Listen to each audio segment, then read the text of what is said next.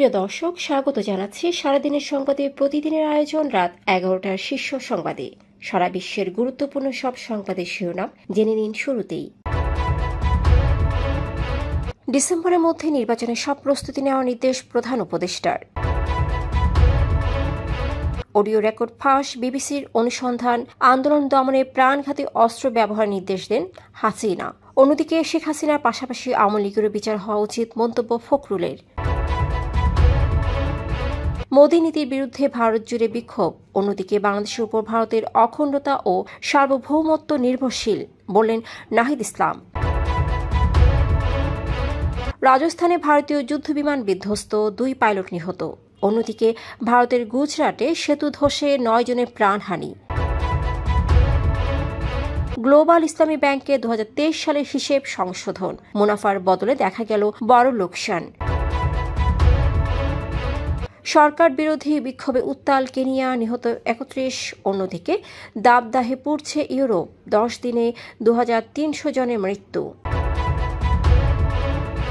পাকিস্তানের 27 YouTube channel বন্ধ করল আদালত।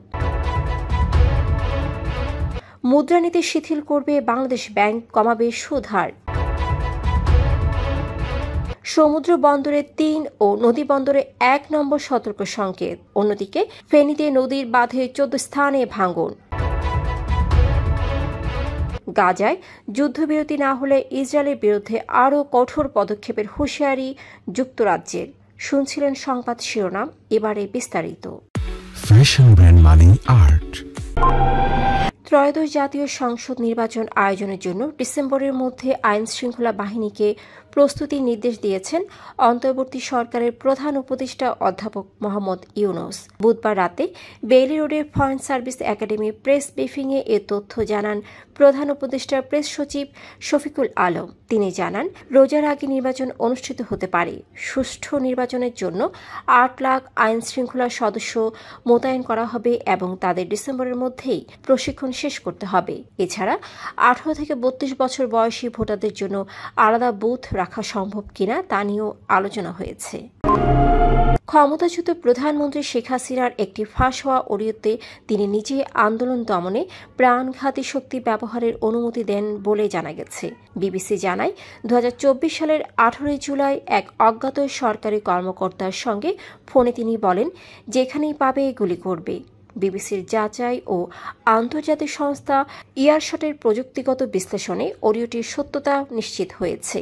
ইয়ারশট জানায়, ফোনটি স্পিকারে বাজানো অবস্থায় রেকর্ড করা হয় এবং এতে কোনো সম্পাদনার প্রমাণ নেই। অন্যদিকে বিএনপি মহাসচিব মির্জা ফখরুল ইসলাম আলমগীর বলেন, শেখ হাসিনা সহ ফ্যাসিস্ট আওয়ামী লীগের সব নেতার বিচার হওয়া উচিত। তিনি আরও জানান, আওয়ামী লীগ আমলেই বিএনপির নেতাকর্মীরা হত্যা সহ গুম, মামলা, গ্রেফতারের শিকার হয়েছে এবং তিনি নিজেও 112টি মামলায় অভিযুক্ত হয়ে 13 বার জেলে গেছেন।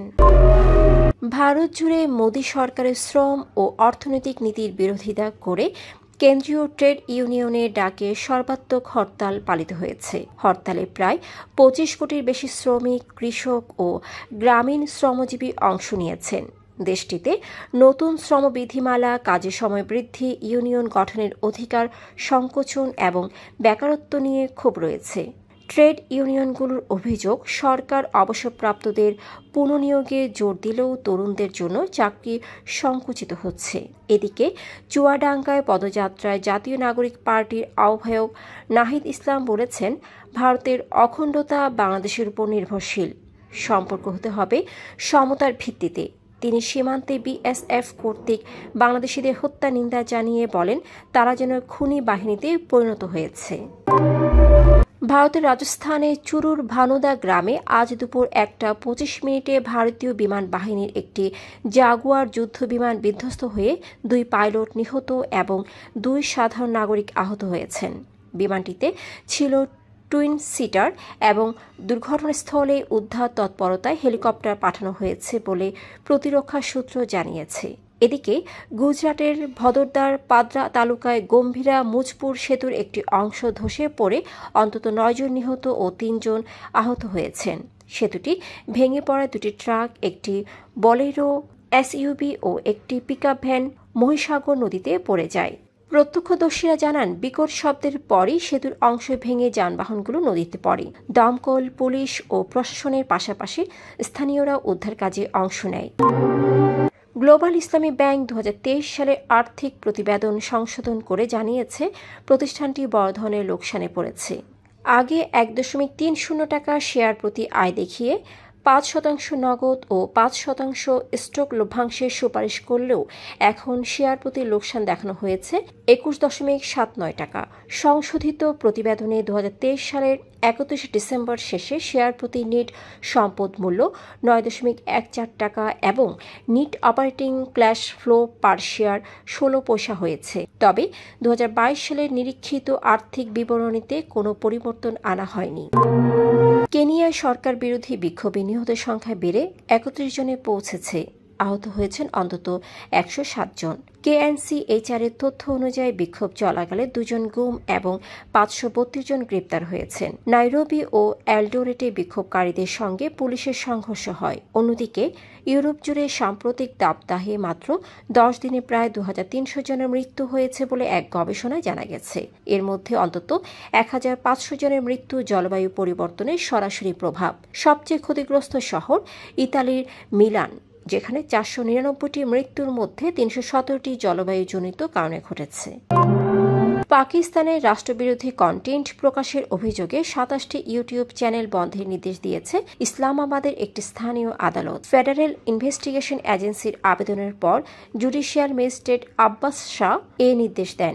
FI এর সাইবার ক্রাইম উইং 2রা জুন থেকে তদন্ত শুরু করে জানতে পারে এসব চ্যানেল প্যাকা আইন সহ অন্যান্য আইন লঙ্ঘন করে রাষ্ট্রবিরোধী কন্টেন্ট প্রচার করছে। আদালত গুগলের নিরাপত্তা বিভাগকে এসব চ্যানেল বন্ধ বা কন্টেন্ট সরাতে নির্দেশ দিয়েছে। চলতি জুলাইয়ের শেষ নাগাদ নতুন মুদ্রানীতি প্রকাশ করবে বাংলাদেশ ব্যাংক। মুদ্রাস্ফীতি নিয়ন্ত্রণ ও অর্থনৈতিক প্রবৃদ্ধি উৎসাহিত করতে কড়াকড়ি নীতি থেকে সরে আসার ইঙ্গিত দিয়েছে কেন্দ্রীয় ব্যাংক। IMF এর নির্দেশনায় নীতিগত সুদের হারে সামান্য সমন্বয়ের প্রস্তুতি চলছে। ব্যবসায়ীরা আশা করছেন আসন্ন নীতিমালা বিনিয়োগ বান্ধব হবে, সুদহার কিছুটা কমবে এবং রাজনৈতিক স্থিতিশীলতা বজায় থাকবে। মুদ্রানীতি মূলত অর্থনৈতিক প্রবাহ নিয়ন্ত্রণ, মুদ্রাস্ফীতি দমন ও বিনিয়োগে উৎসাহ দেওয়ার একটি গুরুত্বপূর্ণ কৌশল। তাই বাংলাদেশ ব্যাংক চলতি অর্থ বছরের প্রথমার্ধে মুদ্রাস্ফীতি নিয়ন্ত্রণ ও বেসরকারি বিনিয়োগ পুনরুদ্ধারে ভারসাম্য বজায় রাখতে কৌশল সংশোধন করছে।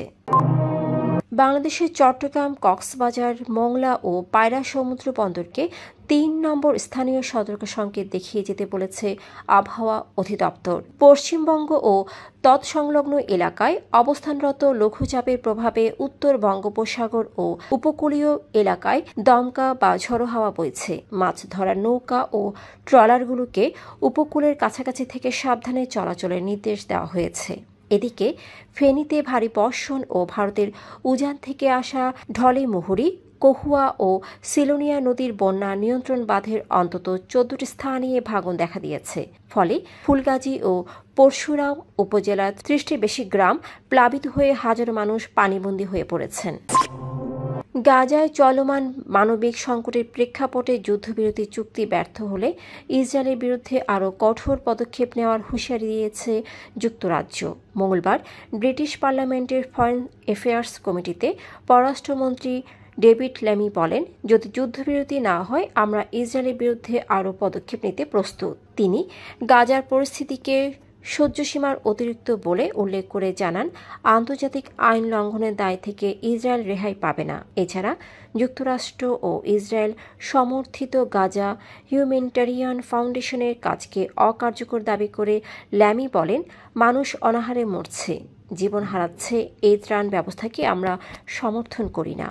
দর্শক, এতক্ষণ আমাদের সাথে থাকার জন্য ধন্যবাদ। প্রতি মুহূর্তে দেশ বিদেশের গুরুত্বপূর্ণ সব সংবাদ জানতে ভিজিট করুন www.সারাদিনেরসংবাদ.com ও চোখ রাখুন সারাদিনের সংবাদের অফিসিয়াল ফেসবুক পেজে। Fashion brand Mali Art. Men's, ladies and kids wear. Art. Be smart.